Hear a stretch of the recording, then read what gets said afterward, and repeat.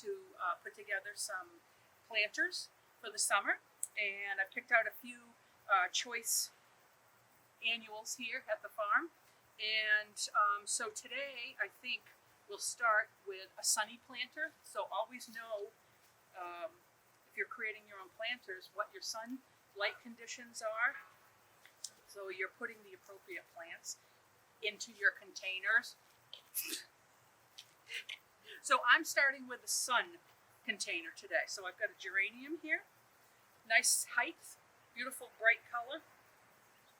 I'm going to put it right in the center because I think I want to add some other nice bright colored annuals. So here's a petunia, loves the sun.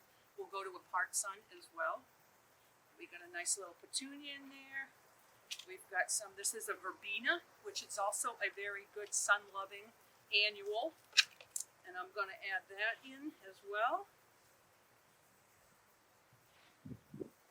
And don't be afraid to kind of branch out a little bit and add some other things. I think a good choice is some herbs. They have great texture. They have great contrast for colors. So I'm going to add a sage, a variegated sage in here. And then I think I want some blue. So this is lobelia. And this is called techno lobelia. And believe it or not, this is a lobelia that loves the sun. Most lobelias only want a little sun, or they want filtered light because they peter out when it gets hot. This one will go right through all your hot summer weather that we have here. So, this is one example of an annual planter, and I want to show you the difference. I've left some room here for plants to grow, okay, so you can get it watered properly, okay. There's plenty of room in there to grow over the summer, and I'm going to show you a reference to an overplanted. So here's an overplanting.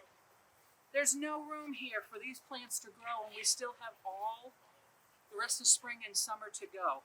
So don't forget, do not overcrowd, because you're only setting yourself up for a failure, and you want to be able to have beautiful annual plants for the summer. So two things that are important also is a little fertilizer. Swapping your soil out and using fresh soil in your containers every year. If you can't do them all, then at least do half of the soil to refreshen. Otherwise, once again, you might be setting yourself up for some failure because they want to be set off for a good start. So, and water. So water, some fertilizer. Some of your soil, potting soils already have your fertilizers in them. So keep that in mind before you add something, but then water it in nicely so that fertilizer starts to work. So another one to show you is a shade. So this would be a shade container or a little bit of morning sun, filtered light. This is a begonia.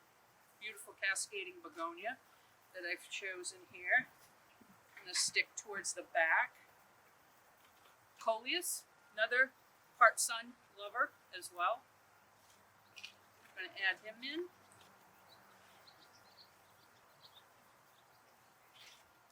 Now we have the lobelia that loves the part sun. So you get 6 packs. You can tuck this all around the outside. Make a nice edging for it. I want a little more of a focal in the front, so I've got an ivy. Ivy loves the part sun. Variegated foliage. Kind of creeps out and over. And then I'm still adding my lobelia for some extra color here.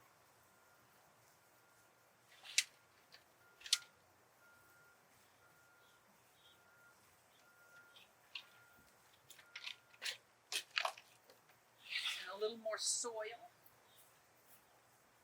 fill it up. Always bring your soil levels up. I'm going to show you here.